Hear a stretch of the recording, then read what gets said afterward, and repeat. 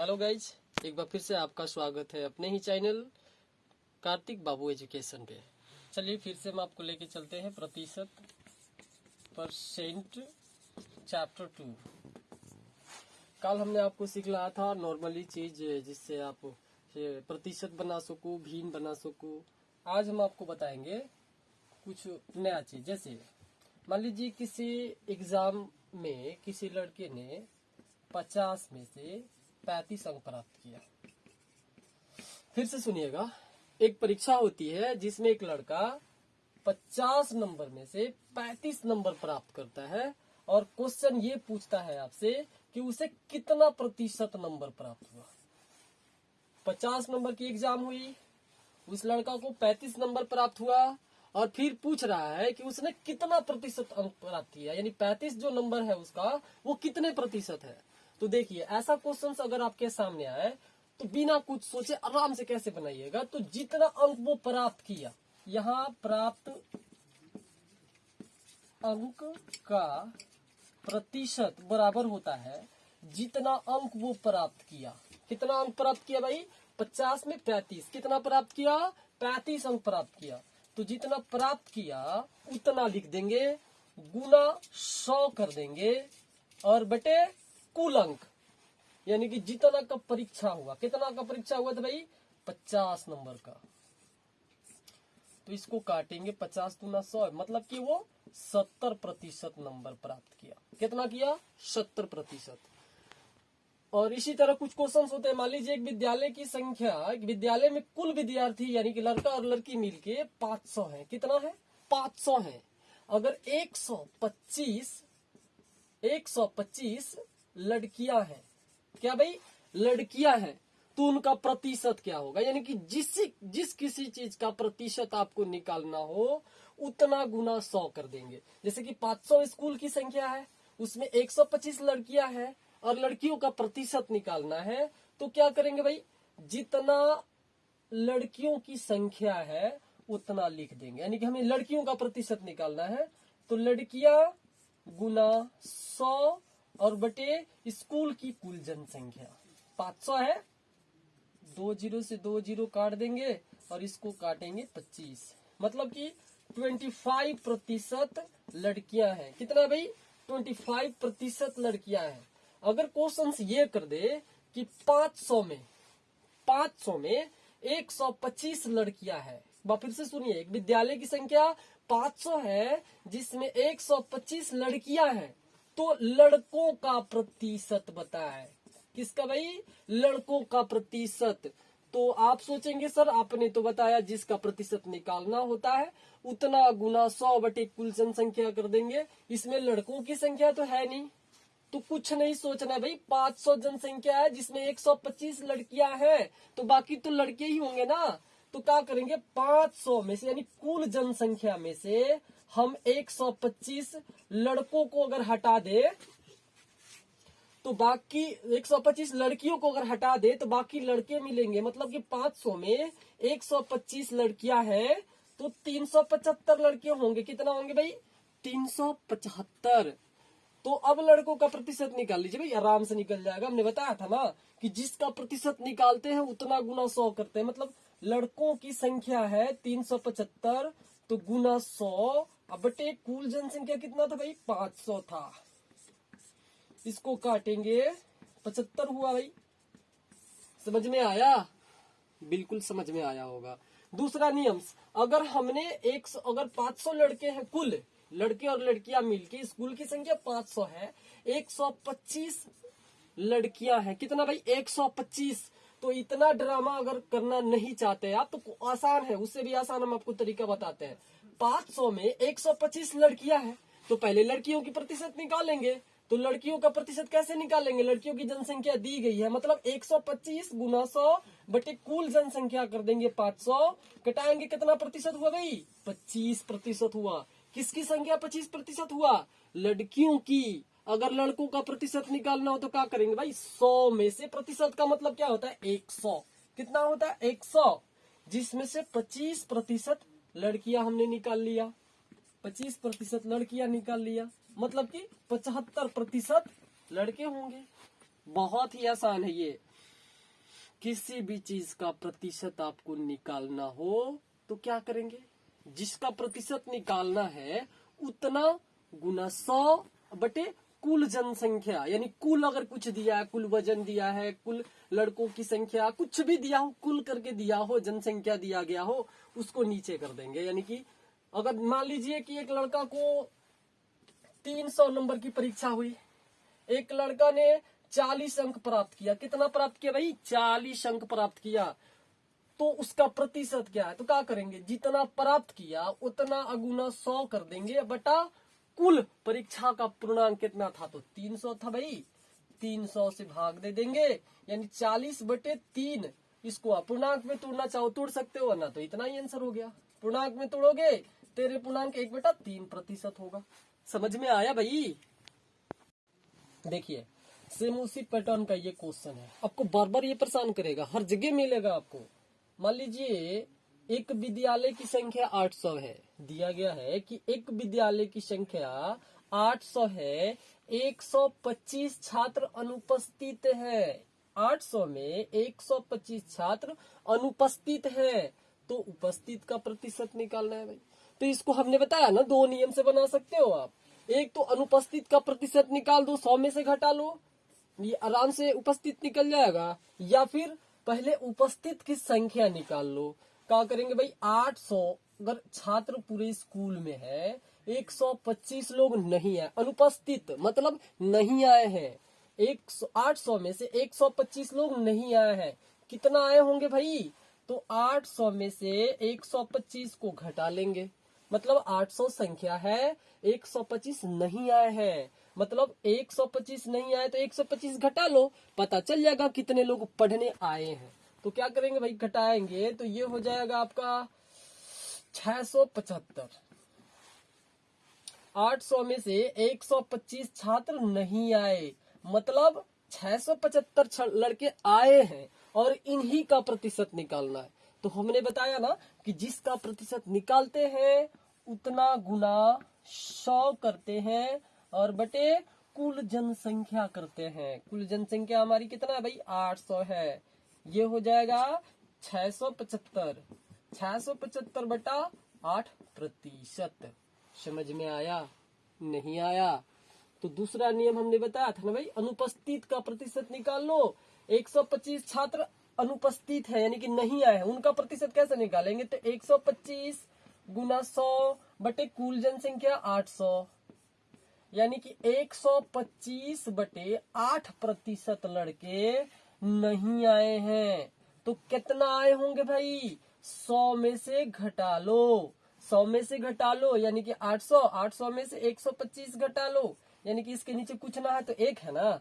तो हमने लघुत्तम निकाला, 8 हुआ, 8 में 100 से गुना करेंगे 800 होगा, 800 में से 125 घटाएंगे और 8 से भागा कर देंगे, हमारा प्रतिशत निकल जाएगा। देखिएगा इतना ही आएगा, इसमें कहीं शक नहीं होगा। 800 में से 125 घटाएंगे 675 और बटे 8। देखो तो भाई आया था इतना, फिर इतना आ गया, कोई दिक्कत ना है। सारे क्वेश्चंस का सॉल्यूशन हम आपको देंगे। देखिए इसका एक और क्वेश्चन हम आपको समझाते हैं, सारे क्वेश्चंस आपके जेहन में हम डाल देंगे, कोई दिक्कत ना होगी। 250 आम है, टोटल आमों की संख्या 250 है, जिसमें 50 आम सड़ गए हैं। क्या हुआ भाई? सड़ गए हैं, नकारा हो गए, बिना काम वाला हो गए हैं। तो हमें बताना है कितने प्रतिशत आम अच्छे हैं, कितना प्रतिशत आम अच्छे हैं। तो कितना प्रतिशत आम अच्छे है तो क्या करेंगे भाई, पहले निकालेंगे हमें कितने अच्छे आम उसमें हैं। तो 250 में से 50 को सड़ गया है साला, तो कितना बचा होगा भाई? 200, क्योंकि 250 में से 50 को हम घटा लेंगे तो 200 आम मिलेगा जो सही होगा। तो सही का प्रतिशत निकालना है भाई, तो 200 गुने 100 बटे कुल आम 250, ये हो जाएगा 25 दहा 250, 25 चौके 100, 1 0 से 1 0, मतलब कि 80% आम अच्छे होंगे। कितने प्रतिशत आम अच्छे होंगे? 80%। अगर क्वेश्चन आपसे ये ना करे, अगर पूछ दे कि 250 आम में 50 आम सड़े हैं, तो सड़े हुए आमों की प्रतिशत क्या होगी? तो आप यहां से भी निकाल सकते हो। जब 80% आम सड़े हैं, सॉरी 80% आम अच्छे हैं, तो सड़े कितने होंगे भाई, बोलो। हाँ ठीक, बिल्कुल सही जवाब।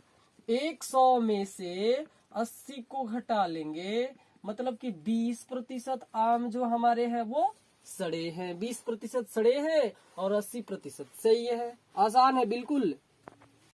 दूसरे टाइप का क्वेश्चन हम आपको बता रहे हैं, जहन में डालिएगा। एक तो हमने आपको प्रतिशत निकालना बता दिया, फिर भिन्न बताना बता दिया हमको आपको, और फिर हमने आपको ये बता दिया कि किसी चीज का प्रतिशत निकालना हो तो कैसे निकलेगा।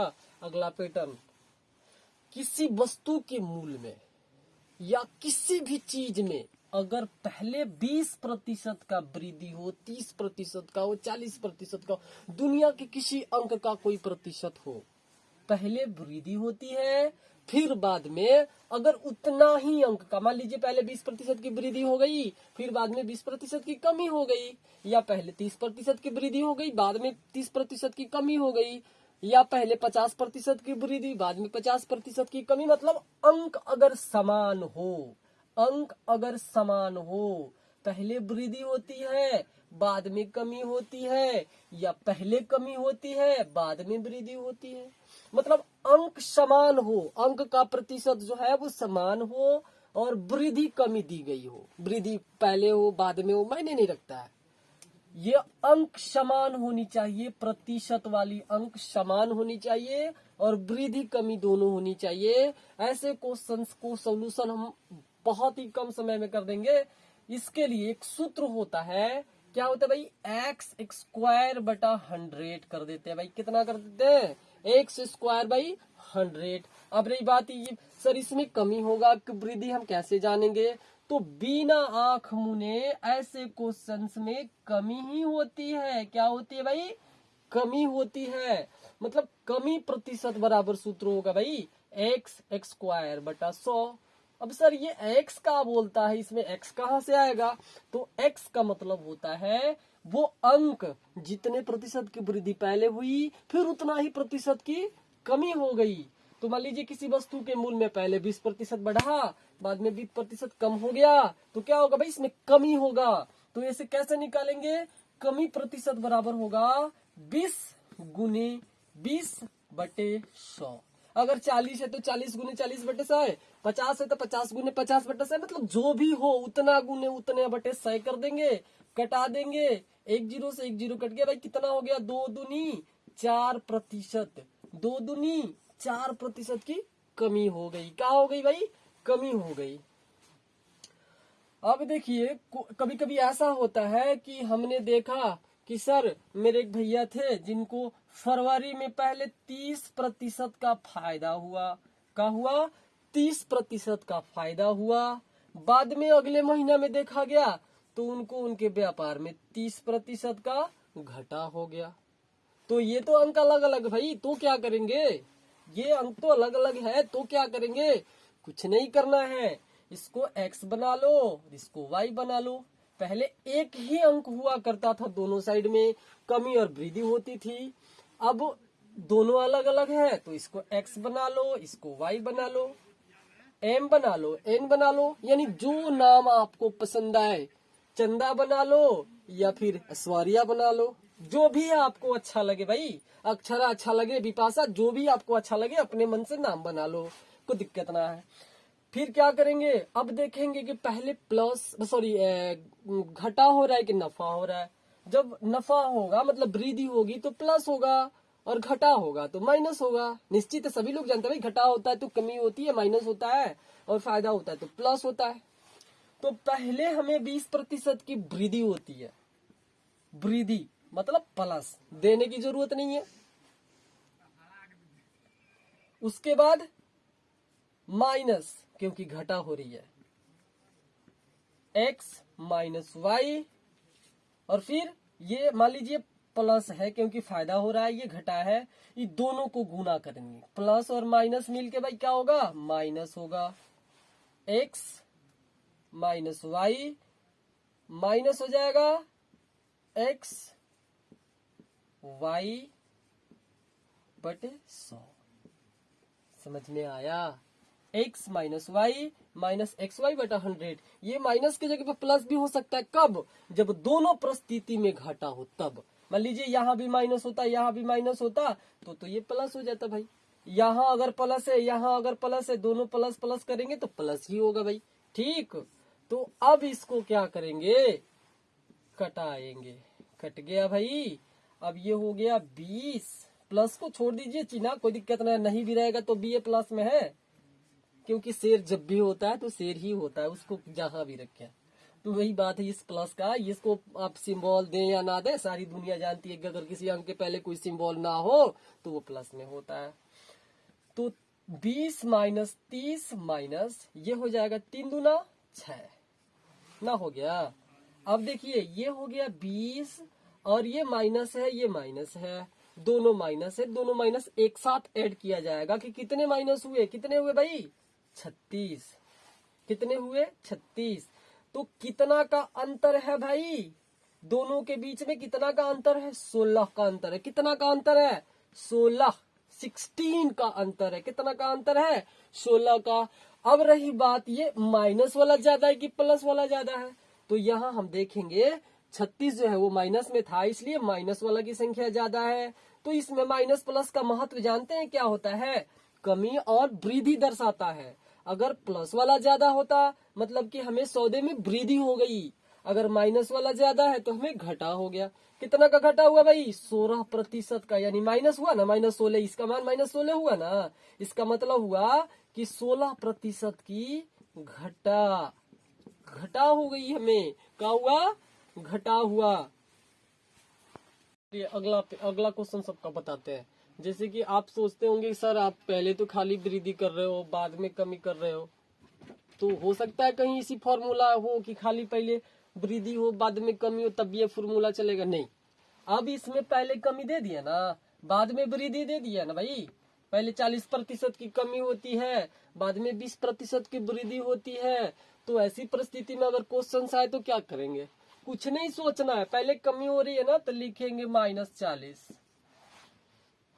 फिर 20% की वृद्धि मतलब +20 ना, हो गया भाई।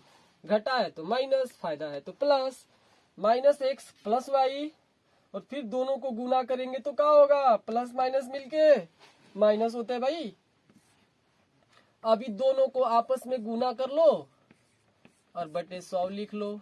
क्या सूत्र पढ़ाया था हमने, आपको सूत्र पढ़ाया था क्या, x माइनस हो अगर घटा हो तो माइनस देंगे और फायदा हो तो प्लस देंगे। यहाँ घटा हो तो माइनस, फायदा हो तो प्लस, यानी कि चिन्ह आप अपने इच्छा अनुसार डाल लीजिएगा। और ये दोनों चिन्ह को गुना करके, हिया के चिन्ह और हिया के चिन्ह को गुना करके हिया डाल देंगे और कोष्ट में x गुना y कहिए चाहे xy कहिए और बटे 100 कर लेंगे। यही तो फॉर्मूला है इसका। पहले अगर अंक समान हो, दोनों तरफ अगर अंक समान हो, अगर एक वृद्धि होती है एक कमी होती है, तो उसका सूत्र हमने बताया था x² बटा 100। मन करे तो उस पर बना लो, नहीं तो इस पर भी बना लोगे तब भी चलेगा, सही होगा, निश्चित रूप से सही होगा। बना के देख लो, आंसर सेम आएगा, कहीं अंतर नहीं होगी आपको। तो चलिए इसको बनाते हैं भाई। ये 1 0 से 1 0, 1 0 से 1 0, ये हो गया -40 + 20 और इसका हो गया 4 दूनी 8, -8 हुआ। कितना हुआ भाई, -8 हुआ। अब देखिए ये -8 है और ये -40 है, कितना हो गया, -48 और +20। दोनों में ज्यादा कौन है, 48 वाला ज्यादा है। कितना ज्यादा है भाई, 28 ज्यादा है, यानी कि -28।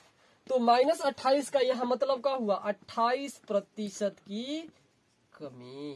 क्या हुआ भाई, 28% की कमी।